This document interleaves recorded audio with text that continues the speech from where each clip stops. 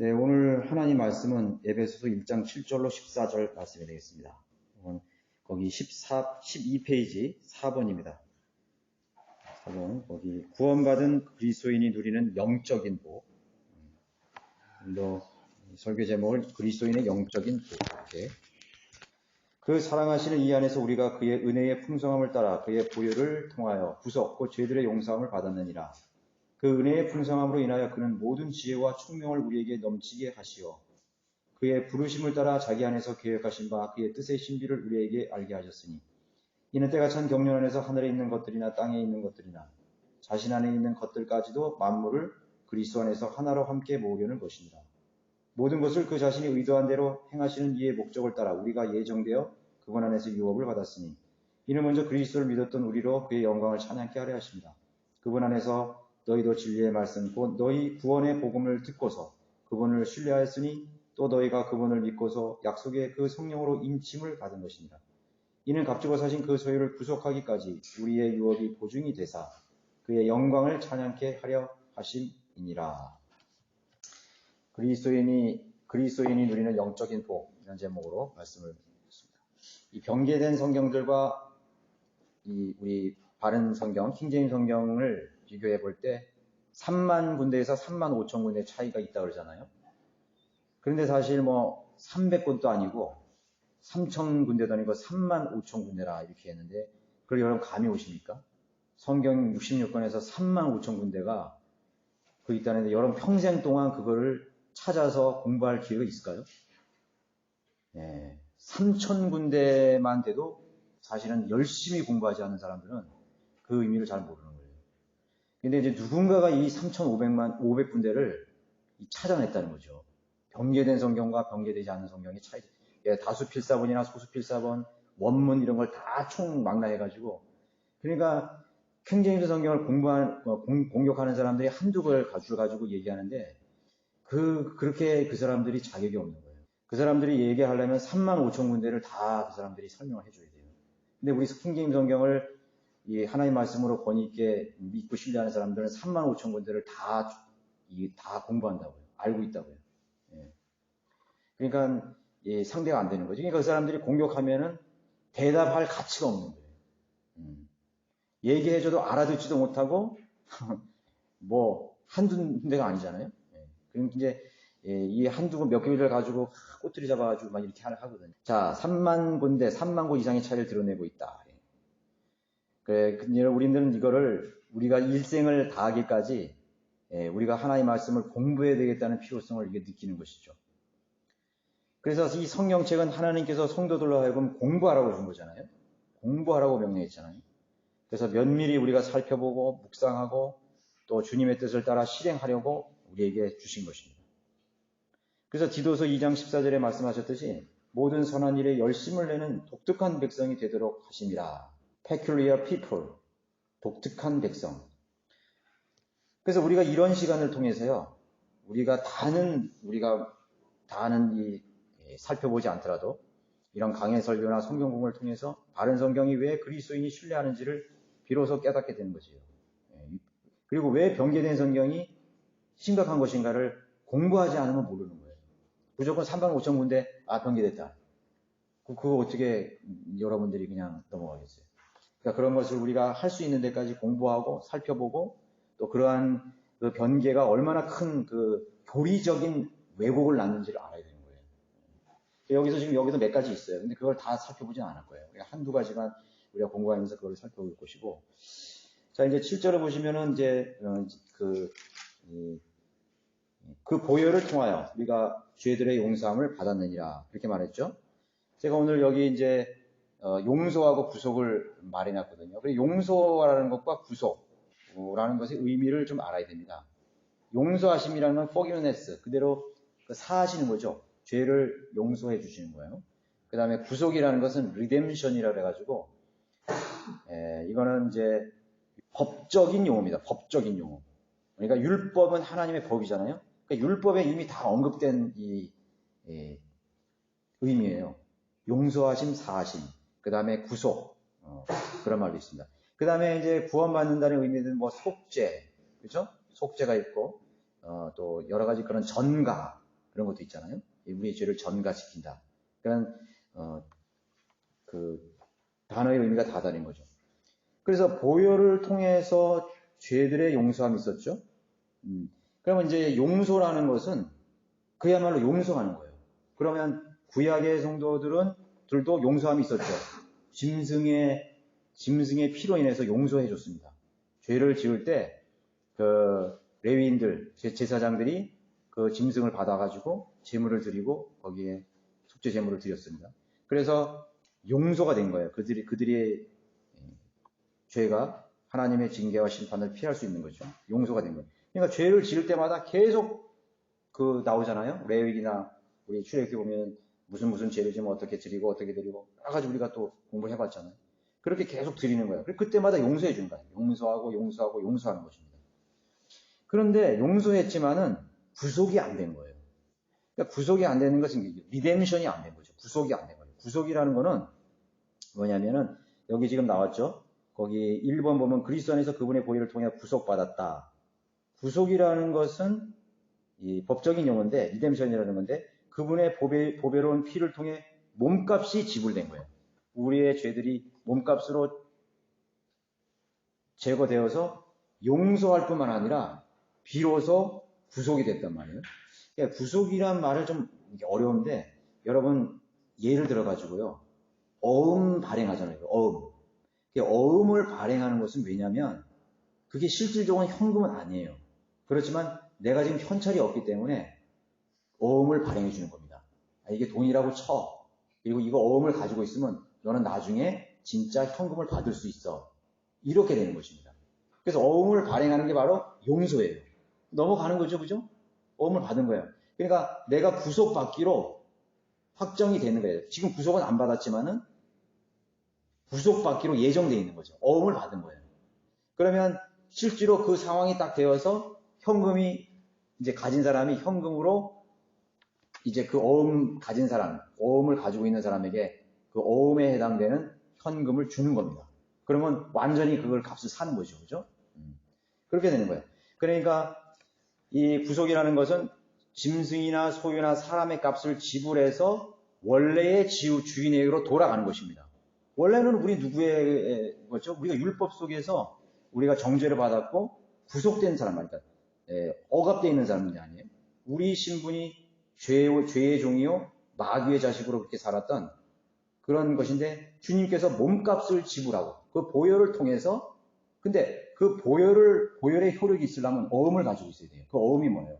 바로 이 짐승의 피죠. 짐승 율법을 지켰던 사람이 어음을 받은 것과 마찬가지예요. 그럼 그 사람은 예수님이 몸값을 지불할 때 어음을 딱 내밀을 때 나 이거 있다 이거예요. 나 짐승의 표로 나는 율법을 지켰고 행위를 지켰다 이거죠. 그러면 그때 예수님 몸값이 효력이 딱 되는 거예요. 그게 구속이 되는 거예요. 완전히 구속되는 거예요. 무슨 말인지 아시겠죠? 그죠? 예. 그러나 예수 그리스도가 오신 후에는 우리는 죄의 용서와 구속이 같이 일어나는 거죠. 맞죠? 예, 같이 일어나는 거죠. 그래서 이제 그 구속 값을 지불해서 원래의 주인에게로 돌아가는 거죠. 그러면 우리 몸을 예수님께서 몸값으로 우리에게 받았기 때문에 우리 몸은 누구 겁니까? 하나님 거예요. 주님의 것이에요. 왜? 몸값을 지불했기 때문에 주님의 것입니다. 그죠? 예. 우리는 주님의 것이 된 거예요. 그런 맥락에서 여러분 이해하시면 되는 것입니다. 그래서 우리는 이제 우리의 몸은 율법과 또 죄와 또 마귀의 그런 종속적인 관계에서 자유의 몸을 얻은 거죠. 종이 이제 보면은 이제 종을 자유케 하기 위해서 구멍을 이렇게 뚫거나 뭐 이랬어요. 뚫어서 다시 내가 그 자기를 산 사람에게 종이 되기를 원하면 이 귀를 뚫어가지고 인을 찍었어요. 그래서 그 사람의 주인이 되는 것이에요. 종이 되는 것입니다. 그런 우리가 구약의 성도들의 그런 부분이 있는데 그래서 신분의 변화가 이제 일어났죠.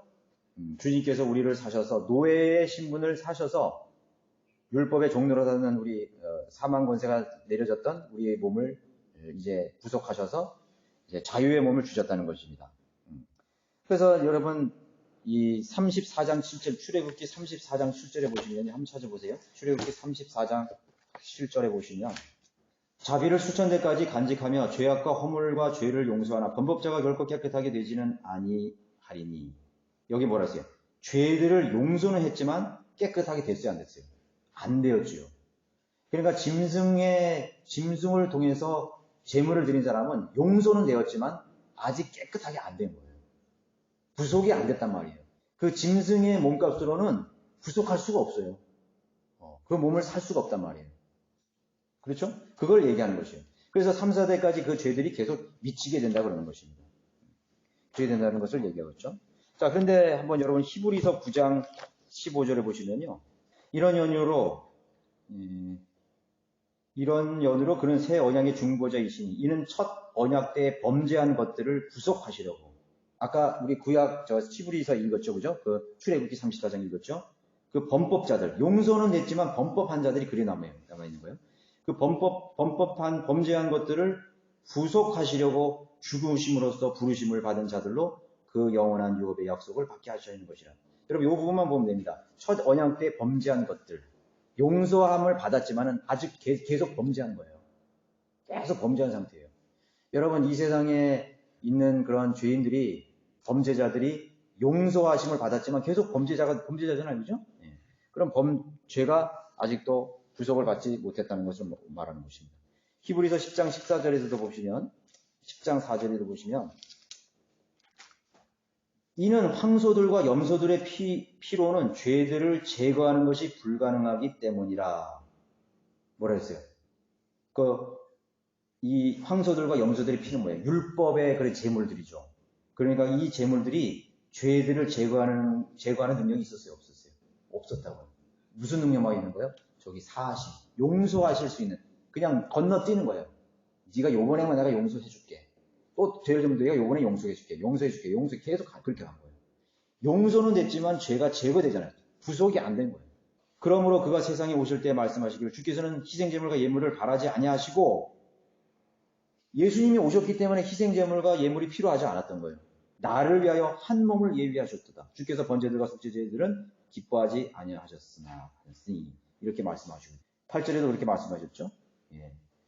그러니까 예수 그리스도께서 그 보혈을 통해서 그의 보배로운 피와 몸값을 통해서 이제 구약의 성도들뿐만 아니라 예수 그리스도 이후의 모든 그런 복음에 순종하고 예수님을 믿는 그런 모든 사람들을 구속하셨다는 것을 말씀하고 있는 것이죠. 그래서 구약 성도들 율법에는 일시적인 용서는 이루어졌지만 반복적이고 지속성이 필요했던 것이죠. 계속해서 그 용서를 받기 위해서 계속적으로 그 제물을 드려야 되고 제사 앞에 나가야 되는 것입니다.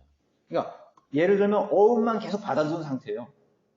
현찰은 없어. 나한테 현찰은 없어. 어음만 계속 받아두는 거예요. 만약에 어음이 이렇게 어음 날짜가 돌아왔는데 어음을 메꾸지 못하면 푸근하잖아요. 어음이 있다고 해서 그 사람이 돈을 가진 게 아니야. 그 사람에게 돈을 지불한 것도 아니고. 내가 어음을 메꿀 수 있는 현찰이 있어야만 그 어음이 부도가 안 나는 거예요. 그런데 예수님은 그 약속을 지켰다는 거죠. 그리고 그 약속을 주님께서 그 몸으로 오셔서 몸값으로 그들을 다 이제 구속하셨다는 것을 말하고 있는 것입니다. 자, 우리 8절에서 9절 넘어가서요. 거기서 보시면은 2번을 보시면은 그 계획하신 그분의 신비를 아는 것. 거기 읽어볼게요. 하나님께서 이미 계획하고 계셨던 바 그분의 기쁘심에 따라 우리를 예정하시고 구속하신 데는 분명한 이유가 있었다. 우리에게 그 목적과 이유를 알려주시려고 그것을 깨달을 수 있는 지혜와 총명을 넘치게 주셨는데 이는 그 이유를 보여주시는 것이 주님을 기쁘시게 하는 일이었기 때문이다. 여러분들 하나님의 말씀을 묵상하는 사람들, 밤낮으로 묵상하는 사람들에게 그 기쁨이 된다 그랬잖아요. 그죠? 내 기쁨이라고 고백했잖아요. 그죠? 그러니까 제가 말씀드린 게 뭐냐면 우리 그리스도인들의 기쁨에서 가장 중요한 부분이 뭐냐면 우리가 예수님으로 인해서 기쁨을 얻잖아요. 그 예수님을 위해서 기쁨을 얻는 게 뭐예요? 막연하게 예수님만 생각하면 하나님의 말씀을 상고하고 묵상하고 공부할 때 기쁨을 느끼는 거예요. 여러분들이 성경을 읽지 않고 성경을 공부하지 않고 성경을 이렇게 막 묵상하고 내 생활에 적용하고 실행하기 전까지는 예수 그리스도 안에서 그가 주는 그 기쁨이라는 의미를 몰라요. 절대로 모릅니다. 그러면 나는 교회는 왔다 갔다 하는데 나는 예수님 때문에 기쁨, 그거 와닿지 않는 거예요. 하나도 안 나왔었습니다. TV 보는 게 즐겁죠. 휴대폰 쳐다보는 게 즐겁죠. 게임하는 게 즐겁죠. 쇼핑하는 게 재밌죠. 놀러 가는 게 재밌죠. 맛있는 거 먹는 게 재밌죠. 그것보다 솔직히 말해서 여러분 예수님으로 인해서 기쁨을 누린다. 여러분 경험해 봤나요? 그거 경험해 보지 못한 사람은 얘기할 필요가 없어. 아직도 예수님이 나에게 어떤 기쁨을 주는지조차 모르는 사람이에요. 그러니까 그 사람은 하나님과 교제를 갖고 있지 않은 사람이지. 그리스도인다운 그리스도인은 삶을 누리지 못하는 거예요. 그냥 러크만 목사님 같은 경우는 그런 이 주석서 보면 그런 내용이 있거든요. 진리의 지식을 이렇게 막 찾다가 갑자기 느닷없이 소리를 지른다는 거예요. 난 찾았다 이거. 그게 막 벌쩍벌쩍 뛴다는 거예요. 저는 그걸 충분히 공감해요. 하나님의 진리를 공부하다가 깨우치고 또 알아내고 찾아냈을 때 그 희열과 그 기쁨이라는 것은 이 세상에 주는 것과 없어요. 하나님의 말씀으로 묵상하고 내 마음을 채우고 또 그것을 기록하고 내 감정의 교류를 주님과 함께 말씀과 함께 하고 그 모든 것을 거기에 쏟아놓고 할 때 이 하나님의 말씀 속에서 우리는 기쁨을 누리게 된다는 거죠. 그게 우리가 진리를 보고 기뻐한다 그랬잖아요. 사랑은 진리를 보고 기뻐하는 거예요. 진리의 지식을 보고. 그게 예수 그리스도를 통해서 기뻐하는 것이에요. 예. 그러니까 진리의 지식을 찾아내지 못하면 그냥 하나의 종교적인 모슬렘들 그런 모슬렘 교도들도 코란을 묵상해요. 막 이렇게 몸을 앞뒤로 막 하면서 그걸 막 읽는다고. 그러면서 막 이렇게 하기도 하고 또 불교 신자들은 막 이렇게 불경을 외우기도 하고 막 그런다고요. 그런 차원이 아니에요. 그러니까 성경을 바른 성경과 바른 진리의 지식 안에 있지 못하면 하나님께서 그 사람에게 조명을 안 주시거든요. 그럼 조명을 안 주시면은 그 묵상이 뭐냐면 종교적인 묵상이 된다는 거예요. 명상의 수준에 끝마치게 되는 거예요. 그러니까 막 뭐 다른 사람 읽어놓은 책이랑 읽고 말이죠. 뭐 그런 거나 비교하고 그렇게 된다고 그러죠. 근데 이제 진리의 지식, 바른 성경과 바른 진리 안에서 여러분들이 성령 안에서 충만하게 교제하고 공부하게 되면요. 하나님께서 여러분들에게 기쁨도 주시고 만족도 주시고 새로운 깨우침도 준다고.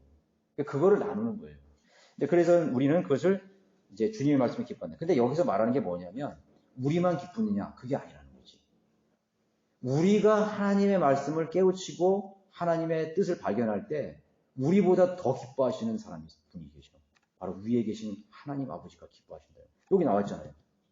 우리가 하나님의 말씀을 깨우칠 때, 하나님의 진리의 지식에 우리가 이를 때 우리의 기쁨과는 비교할 수 없이 하나님과 예수님은 더 기뻐하신다는 거예요. 그래서 그분의 기쁘심을 따라 우리 안에 계획하신 바 그때 심히 우리에게 알게 하셨다는 거예요. 그러니까 하나님의 진리의 지식을 알면은요 너무 재밌잖아요. 저는 이 진리의 지식을 처음 그때 1997년인가 8년 그때 처음 했을 때 여기 원주 내려갔을 때 이 책을 다 사가지고 그 제도교회 사무실에서요 밤낮으로 읽었어요. 밤낮으로. 그 집에 와서도 내 골방에서 그 손을 뗄 수가 없더라고. 그때 공부했던 게 지금도 이렇게 막 노트가 쌓이는 거예요. 뭐 요한계시록부터 다 쓰고 말이에요. 그걸 다 쓰고 공부하고 요약하고 너무 재밌는 거예요. 그러니까 여러분들이 뭐 내가 누구를 가르치려고 그렇게 했던 것도 아니고 저는 누구 가르치려고 그랬던 것도 아니에요. 그냥 내가 그 말씀이 너무 재밌더라고 공부하는 게. 그래서 나중에 이렇게 알고 보니까 다른 형제 자매들도 그랬대.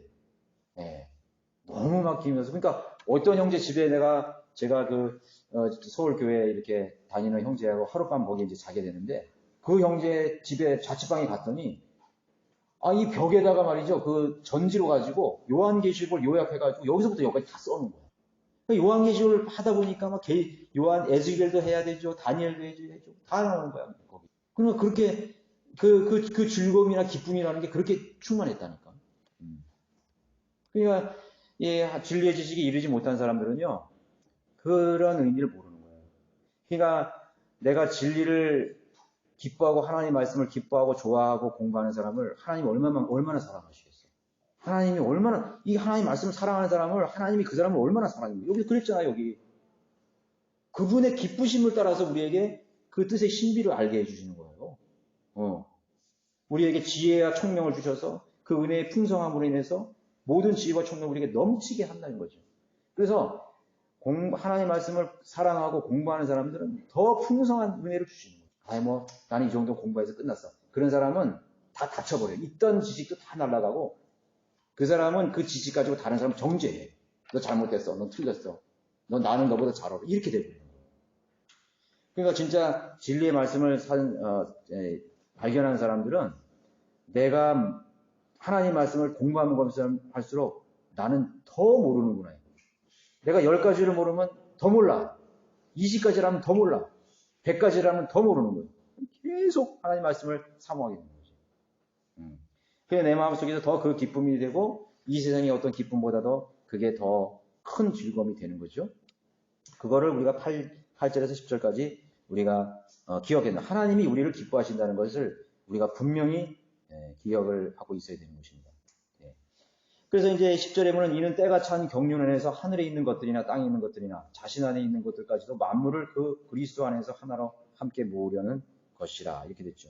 여기서 이제 사람들이 이용하는데 뭐냐면은 거봐라 이거 하나로 함께 모으려는 것이 아니냐 이거. 그러니까 연합을 말하는 것입니다. 약간 그래 우리가 뭐 교리적으로 좀 틀려도 연합해야 되고 종교가 통합해야 되고 다른 종교도 포용해야 되고 이런 얘기가 나오는 거예요. 그래서 이런 것들을 자유주의나 인본주의 통합이나 연합으로 사용하는 것입니다. 그런 의미가 아니에요. 세상은요 계속 연합하려고 했어요. 바벨탑에서 우리 연합했잖아요. 바벨탑에서 사람들 다 모여가지고 바벨탑 쌓죠. 네. 하나님보다 더 하나님이 있는 데까지 오르겠다. 사람들이 연합해서 연합하는 게 뭐가 나쁘냐 이거죠. 협력해서 선을 뭐 이런 식으로 해가지고 여러분 십자군 전쟁도 사실은요 유럽 연합이었잖아요. 유럽 연합 카톨릭 교황과 봉건제와 영주들과 그런 귀족들 수많은 종교들이 다 연합해가지고 모든 나라들이 다 연합해요. 유럽에 있는 모든 나라들이 연합한 거예요. 예. 영국의 왕들도 연합해 왔잖아요. 그 바다 건너서 영국의 왕들 있어요. 리차드 1세 같은 사람들. 그러니까 연합해가지고 또 누가 보냐면 비잔틴 제국. 예. 비잔틴 제국에 있는 지금 터키 지방이 동로마였거든요. 동로마 제국에 손을 뻗쳐가지고 우리 연합하자 이거예요. 그래 연합해가지고 어떻게 하느냐? 예루살렘을 찾으러 가자. 예루살렘을 침공하러 가는 거예요. 그러니까 그게 뭐예요? 그게 하나님의 방법이 아니죠. 연합은 하나님의 방법이 아니에요. 1095년에 시작해서 1291년에 십자군 전쟁이 끝났다고. 200년 동안 했다고. 200년 동안 유럽이 전부 연합한 거예요. 동방의 소아시아들이 전부 연합을 한 거예요. 안 되니까 하나님 불가능한 거예요. 십자군 전쟁은 사실상 1차 십자군 전쟁에서 예루살렘을 겨우 뺏었어요. 그리고 그 다음부터는 계속 다 실패해요. 수많은 사람 죽고. 자, 국제연맹이 언제 일어났죠? 연합이죠? 우리 1차 예전이 1918년, 19년 일어났잖아요? 그거 안 되겠다 이거죠. 그래가지고 뭘 만들어요? 국제연맹 만들어요. 1920년에 국제연맹 만든 거예요. 인간의 힘으로 전쟁을 억제하자 이거. 그 국제연맹이 일어난 거예요. 근데 국제연맹이 만들어졌는데 전쟁 억제할 수 있었나요? 1940년에 2차 대전이 일어났잖아요. 그 만든 지 불과 몇 년 지난 다음에 2차 대전이 일어났다고. 히틀러 나치가 들어오면서. 그래가지고 1945년 나치가 패망했죠. 그 다음에 뭐 만들었어요? 40전쟁 2차 대전 끝나자마자 뭐 만들어요? UN 만들었잖아요. 1차 대전 끝나고 국제연맹 만들었죠. 2차 대전 끝나고 UN 만들었죠. 국제연합을 만든 거예요. 그리고 1945년에 또 뭐 만들었어요? 나토 만들었잖아요. 나토. 군사동맹. 나토를 만들었거든요. 그 1949년에 만드는 거예요. 그 다음에 1993년에 EU 만들었잖아요. 유럽연합. 유럽연합 만들었다고요. 그 다음에 또 뭐 많아요? 이런 게 많아요. G5. 여러분 G7 뭐 있죠? 뭐 G2, G5. 미국, 일본, 독일, 영국, 프랑스. 경제협력 개발기구로 만든 것이에요. 이 인간들은 자꾸 뭘 만들어. 막 연맹하고, 막 연합하고. 그러니까 이 나토가 만들어지니까 또 소련 공산군생에서는 우리가 거기에 대항해서 바르샤바 군사동맹 만들었다고요. 그 1955년에 만들었다고요. 엄청 많습니다. 무슨 남미연합, 북미연합. 얘는 우리 여기 아시아는 뭐예요? 아시아 태평양 아태연합 있잖아요. 아태연합. 별거 다 있다고요. 그러니까 인간은 자꾸 뭔가 통합하려고 그러고 뭐 인간의 힘으로 군사력으로 정치적인 협력으로 평화를 외치지만은 안 되는 거예요. 안 돼요. 계속 실패한 거예요. 그러니까 그런 연합을 말하는 게 아니에요. 때가 찬 경륜은 뭐냐면 이게 여기 지금 말하잖아요. 예수 그리스도께서 재림하시는 거예요. 예수 그리스도께서 재림하시는 때 그리스도 안에서 하나로 함께 모으려는 것이라. 그러니까 이 만물을 그리스도 안에서 하나로 함께 모으려는 것은 예수님이 재림했을 때 만물을 회복되는 거거든요. 먹이 사실도 없어지고 또 정글의 법칙, 약육강식도 없어지고 말이죠. 그 우리 천연왕국 되면은 사자가 뭐 풀을 뜯고 뱀불에 손을 놓고 막 이렇게 하잖아요. 어린아이가 놀고 그러잖아요. 만물이 다 회복되는 데라고. 그리고 또 이제 그 하나님께서 이제 철권으로 통치하시기 때문에 전 세계를 주님께서 이스라엘을 중심으로 해서 이 세상을 통치하기 때문에 다 회복되는 거라고. 에덴 동산이 회복되는. 천년왕국은 에덴 동산이 회복. 그럴 때 예수 그리스도가 오셔서 만물을 하나로 이렇게 모으려는 것이에요.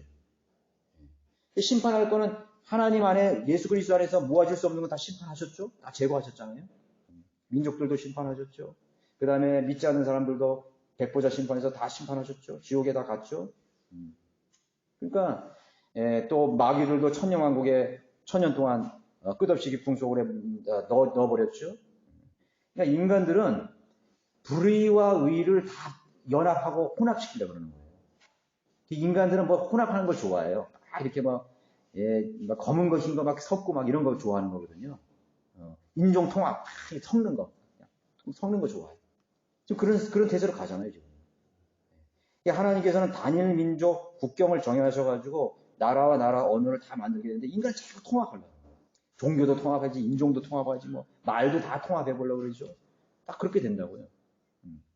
하나님께서는 그래 한번 너희들이 한번 연합해봐라. 그래서 아마겟돈에 유엔이 모이게 되는 거예요. 전 세계의 군대들이 아마겟돈에 모이게 되는 것이에요. 무기토에 모이게 되는 거죠. 그래서 하나님 심판하시잖아요. 모으시면 심판하시는 거예요. 마치 바벨탑에서 모였을 때 하나님이 언어로 혼잡해서 다 심판하듯이 심판하게 되시는 것입니다. 3번 보세요. 그리스도 안에서 유업을 받았다. 이렇게 말씀하고 있죠. 우리는 유업이라는 것을 잘 알아야 되는 것입니다. 거듭난 그리스도인들은 입양된 아들로서 장차 유업들을 받게 되는데 이 유업들 가운데는 행위와 관계없이 구원받았다는 이유만으로 받게 되는 유업인 구속받은 몸. 자, 우리가 이 유업을 받게 되는 우리의 유업은요. 우리의 몸은 아직 구속받지 않았어요. 우리의 몸은 아직도 부활한 몸을 예수 그리스도와 같이 부활한 몸을 입지 않았기 때문에 예수님이 오셔야 휴거가 될 때 우리가 몸이 구속을 받는 거예요. 물론 우리를 구속하셨지만 구속하시로 돼 있지만 그 죄를 구속했지만은 우리 몸은 아직까지 변화되지 않는 몸이라는 거죠, 그죠? 우리가 우리 교회 성도들은 복음의 진리, 보혈을 믿고서 구주를 신뢰함으로 값주고 사신 몸, 성도의 몸은 값주고 사신 몸이라고 했죠. 아까 제가 말씀드렸잖아요. 그래서 몸이 그리스도의 소유가 된 거예요. 그리고 우리의 몸은 휴거 때 구속이 되는 거죠. 아까 제가 구속이 완성됐다는 것은 우리 혼이 구속됐다는 거예요. 혼. 무슨 말 아시겠죠? 우리의 혼은 이미 용서될 뿐만 아니라 구속도 같이 일어났어요. 그렇지만 우리 몸은 우리가 몸, 혼, 영 따로 우리가 봐야 되는 거 아니죠, 그죠? 산문설. 그러니까 우리 혼은 이미 예수님을 믿을 때 구속을 받았어요. 우리의 혼은 이미 구속받았죠. 그러나 우리 몸은 아직 구속을 기다리고 있는 것입니다. 역시 어음을 가지고 있는 것과 마찬가지예요. 네. 그 어음은 부도나지 않는 어음이겠죠. 우리가 예를 들자면, 비유를 들자면, 우리의 몸은 장차 예수님과 같은 썩지 아니할 영원한 영광의 몸으로 우리가 부활할 날, 구속받을 날을 기다리고 있는 거예요. 확실한 이 어음을 가지고 있는 거예요. 그것이 바로 예수 그리스도를 믿는 믿음이죠. 우리 몸이 이미 구속받은 그 구속 자체가 흔들리지 않는 약속을 딱 받은 거예요. 그죠? 그럼 예수님이 오실 때 우리의 몸은 구속이 되는 것이죠. 변화되는 것이죠. 완전하게 자유롭게 된 것입니다. 그게 우리가 누릴 유업입니다. 우리가 누릴 유업이에요. 그래서 우리가 지난주에도 제가 말씀드렸지, 세상에 이런 교회들이 잘못 알고 있는 것은 뭐냐면 이 복에 대해서 잘못 알고 있는 거예요. 물질적인 복 계속 얘기하잖아요. 유튜브 보니까 뭐 어떤 여자가 나타나 여자 목사가 와가지고 뭐 돈 버는 법, 그리스도인들이 돈 버는 법 해가지고 막 강의를 하더라고. 그래서 사람들이 돈 버는 법 하니까 너무 좋아하는 거야. 막 조회수가 막 몇만씩 막 나가는 거야. 그러니까 가만히 들어보니까 전부 비생동적인 거예요. 완전히. 그러니까 완전히 이 성경을 하나님의 약속을 다 이 현세에서 누리는 물질적인 복에 전부 맞춰버리는 거죠. 다 왜곡해가지고. 그러니까 사람들이 막 몰려들고 막 그렇게 기도하고 막 그러는 것이죠. 또 자기는 막 성공한 사람들이 서로 얘기하고. 그러니까 그런 복이 아니에요, 여러분. 그런 예, 물질이 물멍이 아니라고. 제가 어제도 서울 갔다 오면서 우리 자매한테 그랬어요. 그 서울 한강변에 쭉 오다 보니까 그게 40억, 50억 하는 그 아파트더라고요. 아파트예요, 그게. 그 조망권이 좋은 그 올림픽 대로변에 있는 그 아파트들이 40억, 50억이에요. 그러니까 지금 현대 아파트 30년 된 것도 45억이래요. 예. 45억. 아파트 주차장도 없어요. 옛날에 지어가지고. 근데 그게 45억이야.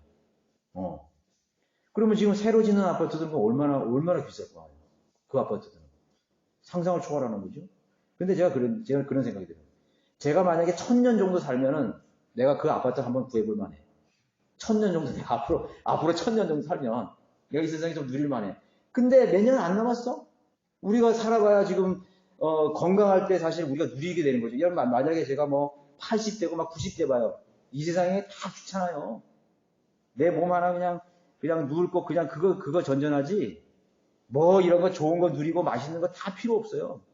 아니, 소화도 안 되고 무슨 기력도 없는데 무슨 산의 질미가 무슨 필요가 있어요. 뭐 놀러 다니고 있는 게 다 그런 거 있는데 뭔 필요가 있어. 아유, 쉬고 싶고 누우고 싶은데. 그리고 그런 것을 누리는 사람도 그 사람이 그렇게 행복하지 않아요. 그렇게 행복하지 않다고. 이러면 강남에 무슨 뭐 어떤 사람 보니까 뭐 몇천 채를 가지고 있는 사람이 있더라고. 그런 사람이 또 뭐 몇천 명 된대요. 그런데 우리나라에. 근데 그 사람은 왜 그렇게 만족하지 못할 거야? 행복하지 않는 거죠. 몇천 아파트 내가 뭐 500억짜리 하나 가지고 있어도 행복하지 않는 거야. 그게 증명해 주잖아요. 그러니까 야, 이 세상에는 참 덧없는 거예요. 그죠? 그러니까 그런데 교회에서 그런 걸 가르친단 말이에요. 교회에서 당신들이 누릴 복은 기도해서 응답받고 돈 많이 벌고 11조 많이 내고 집 좋은 거 얻고 성공하고 그런 걸 가르친단 말이지. 이건 좀 약간 모순되지 않아요? 그 예수님도 그랬잖아요. 너의 보화 보물을 하늘에 쌓아두라고 그랬잖아요. 여기 땅에는 좀과 도둑이 우글대고 녹이 쓸고 또 좀이 먹고 도둑과 강도가 그걸 훔쳐간다 이거죠. 또 자만에 뭐라 했어요? 너의 재물이 무엇이냐 이거죠. 독수리의 날개같이 날개를 달고 다 사라진다 이거예요. 그렇게 분명히 가르치고 있는데 사람들은 우리 그리스도인이 누릴 유업이라 이런 복을 이 현 세상에서 잠깐 있다가 가는 나그네 삶에서의 그런 복을 계속 가르친다. 그래서 뭐 이제 여유롭고 살고 또 뭐 11조 많이 내고 뭐 근사하게 이런 사람들 보면 야, 복 받았다. 어쩌고 저쩌고. 자기도 또 그렇게 막 간증을 한다고. 하나님 다 주셨. 물론 하나님 주신 거죠. 그지만 그게 복이 아니에요. 많은 경우에 세상 사람들은 마귀가 불을 준 거예요. 일론 머스크라든가 뭐 스티브 잡스 같은 사람들만요. 그런 사람들 뭐 세상에 모델로 딱 세워주잖아요. 저렇게 성공해야 된다 이거죠. 도전적인 성공해서 뭐 어쩌고 저쩌고 해야 되잖아요. 예. 마윈 같은 사람, 중국의 마윈 같은 뭐 백만장자, 억만장자 이런 거죠. 그런 걸 모델로 삼는 거죠. 예. 그러니까 이제 그런 것들은 다 이제 그 반대로 가르치는 거죠. 그 유업을 잘 몰라서 그래요. 또 여기 나왔죠? 우리의 유업은 뭐냐면 구속받은 몸이 우리의 유업이죠. 1차적으로. 그 다음에 새 예루살렘. 우리가 장차 주님께서 먼저 가셔서 너희들을 위해서 거처를 예비하라고 했죠. 그 거처가 새 예루살렘이에요. 또 구원받은 이후에 자신의 몸으로 행한 행위에 따라 받게 될 유업인 상급, 5가지 면류관, 그리스도의 심판석에서 받게 될 보상, 또 천년왕국에서 통치할 그런 유업을 말해요. 이게 물질적인, 사실 우리가 물질적인 복은 부활 이후에 일어나는 거예요. 그러니까 이제 앞으로 천년왕국이라는 것이 있기 때문에 우리가 거기서 하나님께서 우리에게 물리적인 복을 우리에게 준다고요. 뭐 지금 땅 없다고 막 이렇게 부러워할 필요 없는 거예요. 우리 땅이 하나님 얼마나 많이 주신 거예요. 통치한다 그랬어요. 우리. 아마도 세상이 많이 바뀔 거라고요. 이 지구가, 이 땅이, 바다와 이런 것들이 많이 바뀔 거라고요. 그러면 거기서 우리에게 다스릴 수 있는 권세를 주는 거예요. 그런 권한을 주고 우리에게 부유함을 주는 거예요. 저택이 있고 부를 주는 거예요. 또 천영왕이 끝나면 새 예루살렘으로 이동하죠. 그런 것이, 우리에게, 주어진 것에 대해서, 예, 그것이 바로 물질적인 복이에요. 자, 근데 거기에 보시면은, 여기 지금 한 가지 넣고 있다면, 12절에 보면, 이는 먼저 그리스도를 믿었던 우리가 누구냐면 유대인이거든요. 그러니까 유대인들은 사실 유대인 자체가 하나님의 유업이에요. 예, 하나님 유업이라고. 그러니까 유대인들은 사실 처음부터 물질적인 복을 약속하셨어요. 예, 그들을 선택하실 때부터 적과 뿌리 흐르는 땅 유대 그 가나안을 하나님께서 약속하셨다고요. 그 당시에 여호수아가 가나안을 정복할 시기에는 그 땅이 어땠어요? 지금 같지 않았다고요. 지금은 굉장히 척박하잖아요. 그런데 여호수아가 여리고성을 통과해서 가나안 땅을 요단강을 해서 가나안 땅을 들어갔을 때는 엄청 부유했다고요. 거기에 막 그냥 포도송이가 막 사람 머리만 하고 막 사람들이 둘이서 지게로 지어가고 말이죠. 호박이 막 이렇고요. 막 사과가 이렇고 그냥 막 적과 끓이 흐르는 그야말로 그런 땅이었다고. 그러니까 하나님 심판을 내렸기 때문에 그 가나안 땅이 그렇게 된 거예요. 예. 그러니까 지금 수준으로 뭐 가나안 땅이 무슨 적과 꿀이냐? 아니에요. 그 당시에는 하나님께서 그들에게 물리적인 복을 준 거예요. 안악 자손이 있었다는 거인 자손이 있었다는 거잖아요. 이 거인들이 얼마나 많이 먹고 얼마나 큰 집을 짓고 살았겠어요. 그러니까 그 유대인들에게는 그런 그 물리적인 복을 처음부터 주셨다는 것이에요. 그러니까 지금도 유대인들이 부를 가지고 있잖아요. 유대인들이 지금 미국의 그런 자본 금융계가 누가 가지고 있어요? 유대인들이 가지고 있어요. 뉴욕의 월가들이 다 유대인들의 그 지분을 가지고 있는 거예요. 세계의 수많은 그런 기업들 같은 경우도 전부 다 유대인들이 가문들이 갖고 있는 것이에요. 그러니까 그 물리적으로 약속했기 때문에 그렇게 되는 거예요. 아무나 그렇게 되는 게 아니죠. 자, 그래서 이제 유대인들은 결국은 이제 천년왕국에서 완전한 그런 유업으로서 하나님의 유업으로서 백성으로서의 역할을 하고 또 우리도 함께 참여하게 된다는 사실을 우리가 이 성경을 통해서 배울 수가 있는 것이죠. 그 다음에 이제 그 13, 14절 한번 보세요. 그 유업의 보증을 위해서 성령으로 인침을 받았다. 14페이지죠. 어떤 죄인이 진리의 말씀 곧 구원의 복음을 들었을 때 예수 그리스도를 믿으면 그 순간 성령님을 통해 영적 할례를 받음으로써 인침을 받게 된다. 영적 할례는 나중에 나오겠지만요. 우리가 거듭나는 것을 얘기하는 것이죠. 영혼 몸이 이렇게 분리되는 것을 영적 할례라는 것이에요. 영적 할례를 자세히 뭐 대충 설명하면 몸이 있죠, 육체가 있죠, 혼이 있죠, 영이 있죠. 몸과 영이 저는 결합이 되어 있습니다. 몸과 영이 결합이 되어 율법의 통치를 받는 거죠. 율법의 제한을 받는 거죠. 그러니까 이제 이거 결혼으로 얘기하는 것입니다. 이게 몸과 혼이 분리됨으로써 이혼했다는 거죠. 그리고 혼은 예수 그리스도를 통해서 영과 하나가 됐을 때 몸에서 자유된 거죠. 율법에서 자유된 거죠. 영적 할례라고 하는 거예요. 이게 영적 할례. 몸과 영이 우리가 분리되어서 우리가 영적인 삶을 선택할 수가 있다는 것이죠. 두 번째는 성령의 인침을 받은 순간 구원의 영원한 보장을 얻게 되는데 말하자면 값주고 사신 그 소유를 구속하기까지 그 구속의 날까지 인치심을 받는 거예요. 아까 제가 했죠. 돈을 주고 예수님이 몸값을 주고 하나님이 예수님 몸값을 주고 우리를 이미 산 거예요. 그러니까 빼앗길 수가 없죠. 구원을 빼앗겼다는 것은 구속이 취소된다는 말인데 그거 돼요? 안 되는 거지. 이미 법적 계약자가 다 갔어요. 법적으로 끝난 거야. 이 사람은 이제 몸값을 지불했기 때문에 더 이상 마귀의 종이 아니야. 마귀의 자녀가 아니야. 지불했잖아요. 예수님 몸값 지불했잖아요. 그러면 구원이 취소된다는 거는 예수님의 몸값을 다시 내어줘야 되는데 그렇잖아요. 예수님의 그 몸값을 다시 내어줘야 돼. 그 얘기인데 그럼 그런 법이 어디 있어요? 없잖아요. 그런 말이 있다면 몰라. 구속받은 사람들도 내가 몸값을 다시 반환할 수 있다. 그런 말이 있다면 구속이 취소될 수 있어요. 그러니까 이거는 엄연히 법적인 부분이기 때문에 법을 바꿀 수가 없는 거예요. 한번 판사가 다 결론이 난 거죠. 자, 구속의 날까지 인치심을 받는 거예요. 도장을 딱 찍은 거예요. 그죠? 귀를 뚫었어, 이렇게. 제가 아까 귀 얘기했죠. 어떤 사람이 또 그 주인의 소유가 되기를 원하면 귀를 뚫는다 그랬죠? 그래서 그 인치심을 받은 거예요. 여기서 예수 그리스도께서 값주고 사신 소유는 거듭난 성들의 몸을 가리키는데 이 몸은 예수 그리스도를 믿을 때 곧바로 구속, 혼과 달리 휴가 없고 구속의 날에 구속이 이루어진다. 그러니까 아까 제가 했을 때 혼은 이미 구속받았고 몸은 구속의 날을 기다리고 있는 거죠. 구속의 날이 남아있다는 것을 말합니다.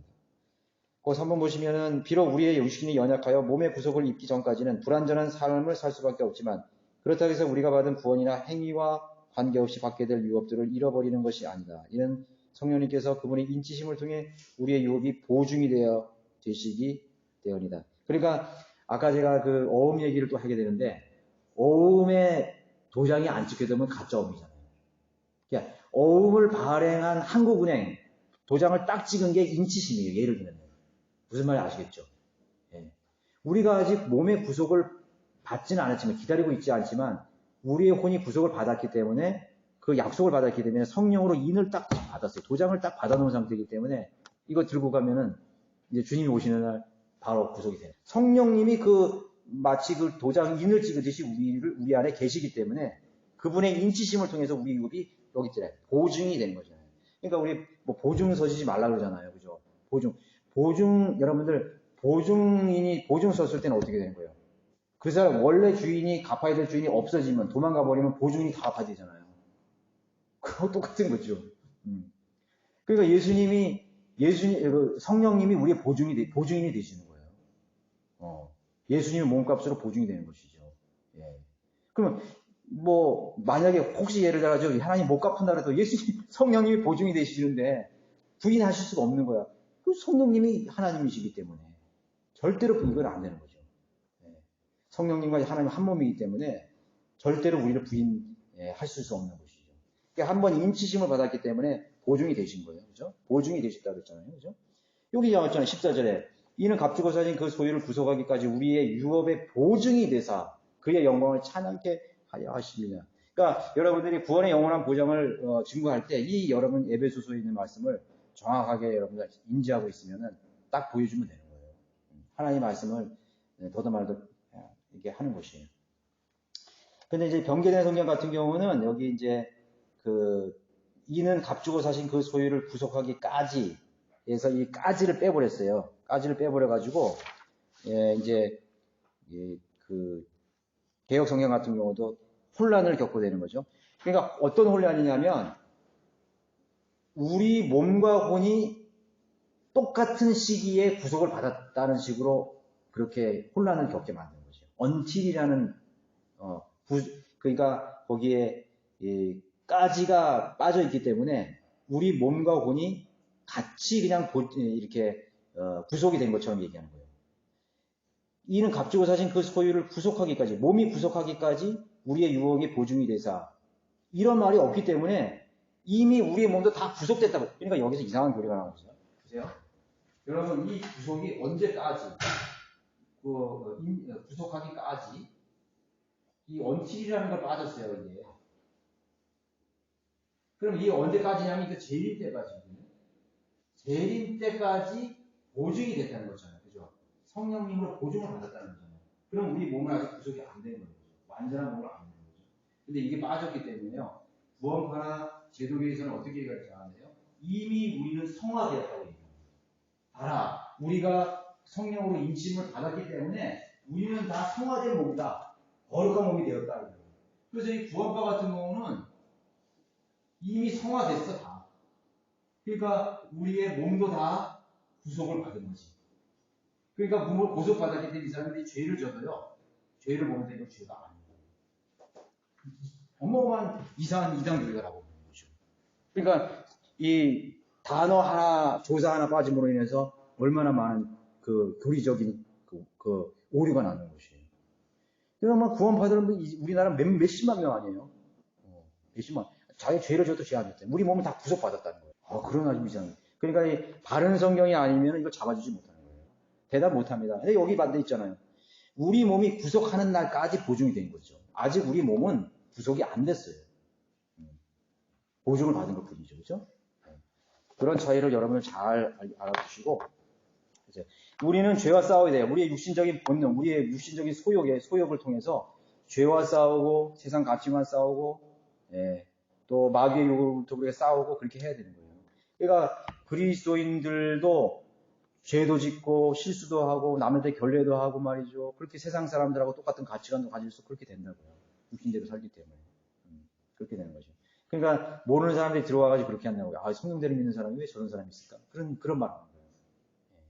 그러니까 우리가 이런 성경을 잘 공부하지 못하면 그런 오류에 빠지고 또 오해하는 수가 많이 된다는 거예요.